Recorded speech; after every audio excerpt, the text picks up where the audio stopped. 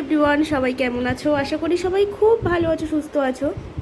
তো দিনটা ছিল 12ই মার্চ, আমার বার্থডে ছিল। আমি 27 বছর বয়স অতিক্রম করে 28 বছরে পা দিলাম আজ। আর আজকে আমার জন্যে আমার মেয়ে এবং আমার হাজব্যান্ড মিলে রান্না করার চেষ্টা করেছে। তো যেটাই করেছে সেটাই আমার কাছে অনেক। তো আজকে দুপুরে আমার জন্য রান্না হয়েছিল ইঁচড় চিংড়ি, তারপরে মাংস আর একটা ভাজা, পায়েস, সব কিছুই মেয়ে আর মেয়ের বাবা মিলেই করেছে। তো এটা খুব বড় একটা পাওনা, কারণ আমাকে রান্না করে ওরা খাওয়াচ্ছে। অন্য দিনগুলোতে আমি রান্না করে খাওয়াই, বাট আজকের দিনে ওরা আমার জন্য রান্না করেছে, এটা আমার কাছে যেন বিশাল একটা পাওনা। আর সবাই তো আমাকে অনেক অনেক উইশ করেছে এবারের বার্থডেতে, তো তাই সব মিলিয়ে খুব খুশি।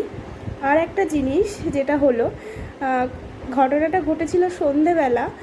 এমন পরিস্থিতির মুখোমুখি হব আমি কখনো ভাবিনি, কারণ আমার মেয়ের ইচ্ছা মতো আমার জন্য একটা বেবিদের জন্যেই বানানো যে কেক, বেবি মোটিভের যে কেকগুলো হয়, সেই কেক আমার জন্য আমার মেয়ে আনলো। তো সেটা তোমরা দেখতে থাকো। এই দেখো মা, আমি তোমার জন্য কেক নিয়ে এসেছি।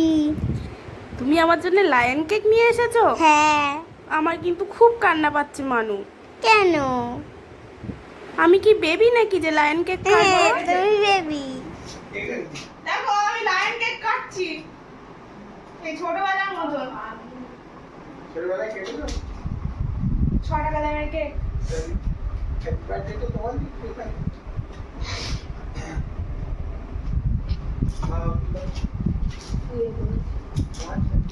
দেশলাই কোথায়? দেশলাই ডেলিভারি বলে গেছে। কি হয়েছে? দেশলাই রাখবে না, চলে আয়। মানু পছন্দ করেছে আমাদের লায়ন কেক, 1 বছরের বাচ্চাটা কাটে। গ্যাস লাইট নেই? না, আচ্ছা আছে। নিয়ে আস।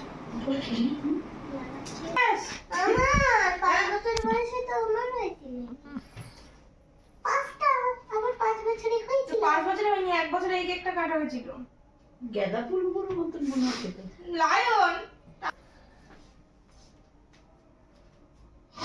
এই ছাড়, ভাগ্যিস বাড়িতে আনিসনি। এই দুটো থাক 2 বছরের।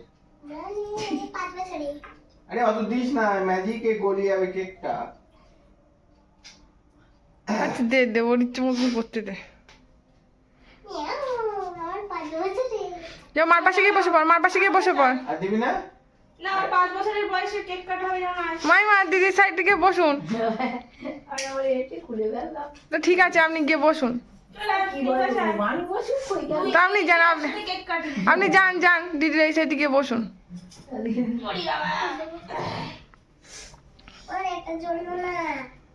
ফ্যান চালিয়ে দাও, গরম লাগছে। এক্ষুনি দিবি। ছুরি কই? ওই তো নিয়ে আয়, বসো।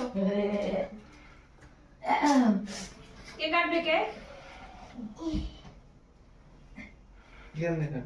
তুই যাও। হাই না এসো। ফ্যানটা চালিয়ে দাও। কি কে? Happy birthday to you, happy birthday to you, happy birthday to Lipa, happy birthday to না, ইউ। পরে কাটছি, আগে খাইয়ে দিই সবাই। আর ওর দিকে তো পরে কাটছি, তোরা আগে দাও। এ মার দাও শোনা। দাদি অল্প করে। খাও। থামিতে দাও। মনির দিলি না? আচ্ছা না, আমি খাইয়ে দিই আর দিচ্ছি, দাঁড়াও। তখন দাও। মাইনে দিচ্ছি, ক্রিম দেবো না। চুস্কারি। আমি তো একটু খাবি, বাচ্চাদের মতন খেতে। এই এটা চাচ্ছিলি সেটাই আছে দিদি। কি বলতো? বাবা একটু দিন। ব্লুবেরি? চামচ ধরে খাচ্ছে গো। এই নাও। হ্যাঁ। এটা মিষ্টি। দাঁড়াও আলু লিখবো। মনেতে দিলেই পড়ে না না না ও বলে যাচ্ছে মনেতে না না দিলে পড়ে। মনেতে দিচ্ছি পুরি বাবারে পায়ে লাগছে